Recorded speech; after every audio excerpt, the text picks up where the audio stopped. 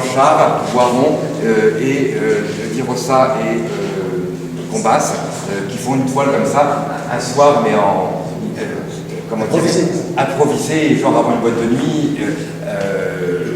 On pourra en parler, mais je peux vous dire que l'alcool et toutes les substances diverses quelle année? 82. Et c'était vraiment une époque, vous savez, quand on en a parlé avec Basquiat, entre le sida et les overdoses de drogue, il y a eu une génération quand même qui a été très abîmée et vraiment détruite par la drogue, par une vie nocturne assez délirante. Et auquel Yvon Lambert, étrangement, ce qui est drôle, c'est qu'il ne participait pas du tout. C'est quelqu'un qui était plutôt très casanier, il travaillait. Et voilà, mais après, c'est vrai qu'il assurait à ces gens une espèce la liberté de travail. Donc ça, c'est l'œuvre la plus ancienne de la collection, qui date de 79, mais en fait, elle est écrite de 80, qui est vraiment... j'ai choisi dans ces trois premières œuvres pour montrer un petit peu, si vous voulez, comment dirais-je, trois influences, trois manières de montrer comment on va sur les parts arrive. Alors Combas d'abord il est à 57 à Lyon, ses parents vont s'installer à 7, et en fait on considère qu'il est 7 fois parce que c'est vrai qu'il est vraiment, il passe son enfance, son adolescence à 7, il a fait des Beaux-Arts à 7 et à Montpellier, et puis il va s'installer à la capitale très vite. Et ce qui est joli, c'est que vous voyez, on voit ce style de PACA qui commençait, c'était vraiment, vous savez, la décentralisation voulue par Lang, on est vraiment dans cette période, vraiment après 81, où on est vraiment la décentralisation, pardon, où tout à coup, les musées de province, je pense aussi à l'Université de Bordeaux, je pense à quelques lieux de la ville à Saint-Clair, à 7, vont avoir de l'importance, d'où effectivement ces choses, mais quoi qu'on nouvelle, avant il y avait Paris et ce qu'on appelait, c'était Raymond Barre qui disait, c'était Paris et le désert français. Et là, il va y avoir un petit changement qui va s'opérer avec... C'était déjà l'époque de la post-régionalisation.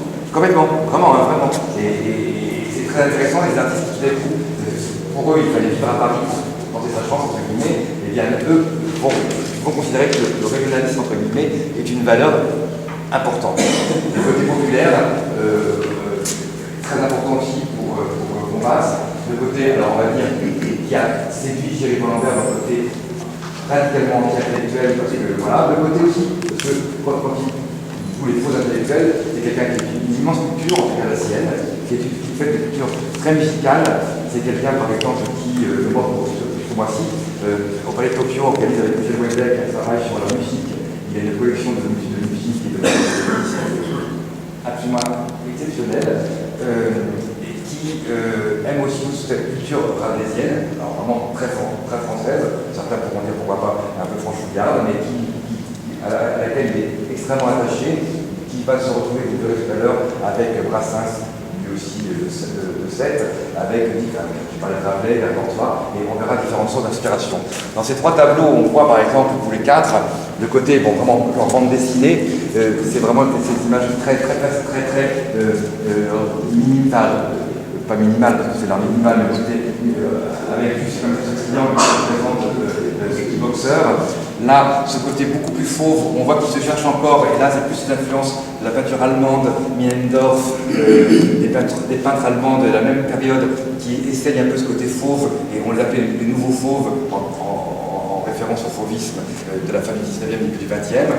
On voit aussi la référence avec la culture un peu arabe, mais alors pas du tout arabe des voyages orientalistes, parce qu'ils ne connaissent absolument pas, c'est arabe de Barbès.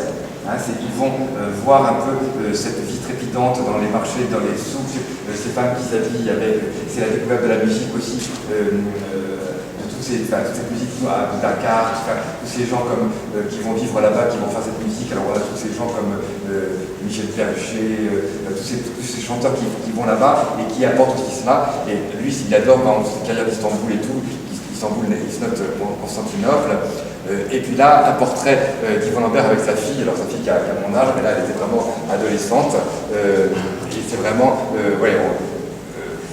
il va y avoir une sorte d'alchimie, d'amitié complètement exceptionnelle entre ces deux personnages, qui va durer une quinzaine d'années, une douzaine d'années, d'une force incroyable, qui se voit pratiquement toutes les semaines, pratiquement tous les dimanches. Et